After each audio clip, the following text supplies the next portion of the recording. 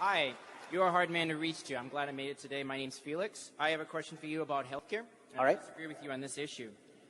We spend more on per capita than any other country in the world and have some of the worst results. According to the World Health Organization, we were 37th in 2000, 49th in 2009, and 50th in 2010. We also lead in mortality amenable to healthcare with over 45,000 people that will die every year because of it. The top 17 countries, and I have the list right here, that have the best healthcare in the world uses some form of universal healthcare, whether that be single payer or two-tiered system or a government-mandated program. I am curious to know why you continue to deny that universal healthcare is an effective system. And before you answer the question, I personally would advocate for a two-tiered system, not single payer. Okay. So the answer is that it depends on what you're going for. Really, it does. There's a couple reasons. Well, let me put it this way. Here's the framework that I use when I'm thinking about healthcare. Before that, just organizing my thoughts here. Before that, the first thing to mention is that all of the countries that are doing really well on healthcare also were doing well on healthcare before the implementation of a nationalized healthcare system.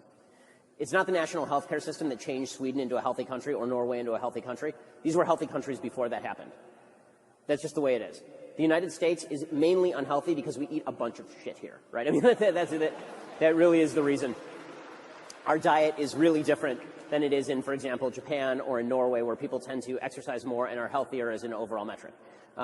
So comparing populations is not like, it depends on where you're comparing. If you compare Norwegians in the United States to people who live in Norway, my guess is you probably wouldn't see an enormous difference in the level of healthcare obtained.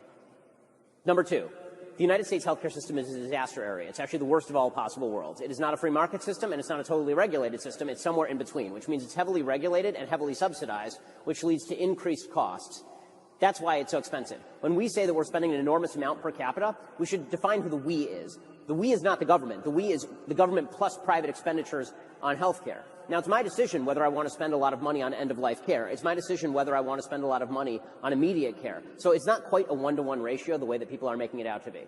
And that's why in the United States, for example, when it comes to 5-year cancer survival rates, we actually rank #1 in the world. That's because you actually have availability of healthcare if you can pay for it. The question is, how do you bring the cost down? So now to my model of how I think about healthcare.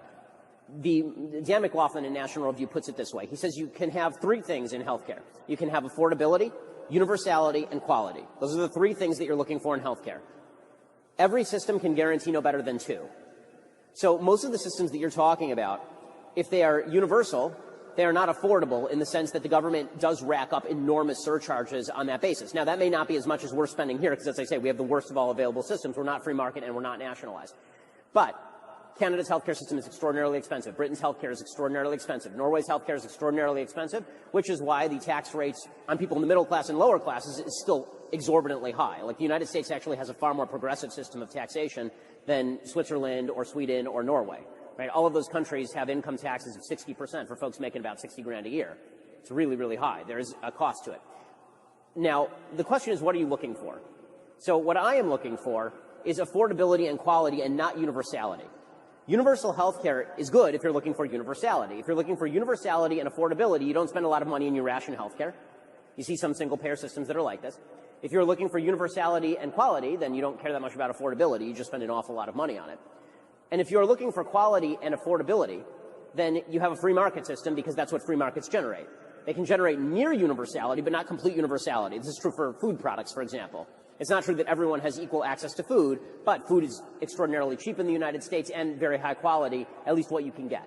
So the question is, how do you wish to define the balance between rights and duties in a civilized society? My answer is I want affordability and quality, and I want social fabric picking up the rest, particularly at local level and hopefully before you get to the governmental level. The problem I have with the universal healthcare system is that it tends to drive down supply of doctors and nurses unless you spend exorbitant amounts of cash, right? You have to import people from other countries to do that work. This is what's happened in Britain, where they're importing a lot of their healthcare system from India, for example. Or you have to spend enormous sums of money. So are there nationalized healthcare systems that are better than ours? Yeah, there are. Australia is better than ours. Switzerland is better than ours. And I agree with you. If you were going to do this, you would want a two-tiered system, right? Which is more like Switzerland.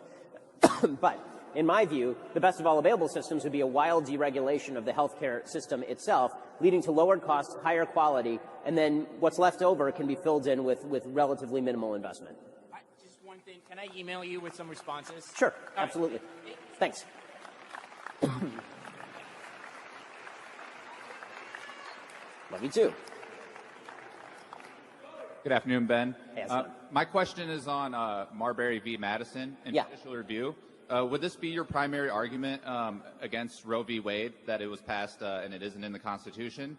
And do you think, as a follow-up to this, do you think it would be a better stance for social conservatives to take a libertarian approach, to say that you're against abortion for the moral reasons, but that you would support it if it was passed through the states? No.